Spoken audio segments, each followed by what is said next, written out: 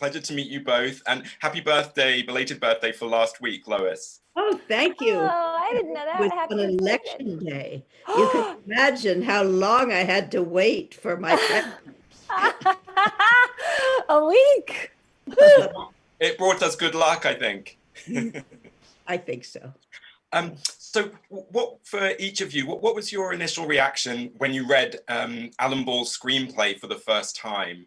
And why did each of you want to be involved in it? Perhaps should we start with you, Lois? I think it was such a whole and gentle play, which I loved. And the other thing is, he sent me the list of the people he'd asked to be in it. I thought, well, and I think all the people he asked said yes, and that was so much fun to be part of that particular cast. Although the family, who are simply at the beginning and end and not part of the main story, and there's really less of us than there was while we shot it, because for very good reasons, it's cut to make the main story work best. But I'm sure we all suffered at losing the precious funny moments and the scenes that were gone.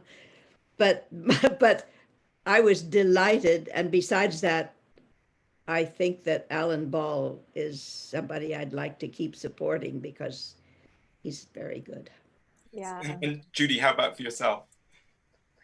I fell in love with Alan. He had sent me the script, and we both live in Los Angeles. We were able to have lunch. This was way pre-COVID, obviously, since we were together when we shot this movie. And he told me the true story of what the script was based on, and he and I were both crying, and I knew I had to do it. I loved being a part of this family. I loved every second we were on set. I mean, what you saw in the movie was really us hanging around and the camera rolling on us. I mean, we just all really, like, I don't know, it was a miracle he got this cast. I mean, I was humbled being around all these actors, and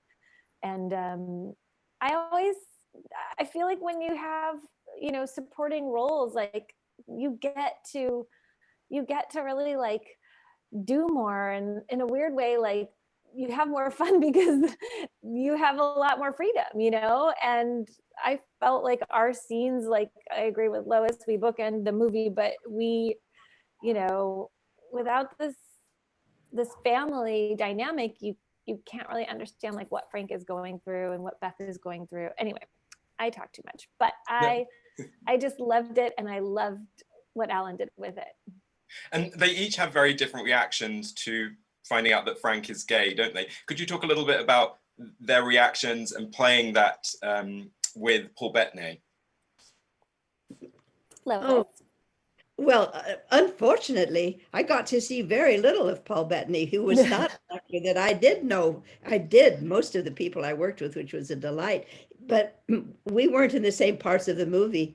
I remember just as we were about to leave, we had a sort of a wonderful time all together because he wasn't with us. He was our family, you know, but he wasn't with us all those days when we were having fun hanging out.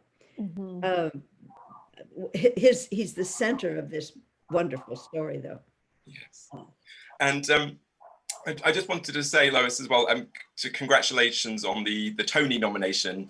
And I got to see The Inheritance twice, and it's such a significant theatrical experience. And I just wondered what it means to you to have your work recognized in that particular play for that particular role. Oh, it's just a delight. And at this time, when everything has just gone splat, you know, in so many ways, it was a special. I remember the day that I learned, you know, everything put off so many months and everything being as it is. I thought, oh, a day of good news, because there were so many other kinds of news every day.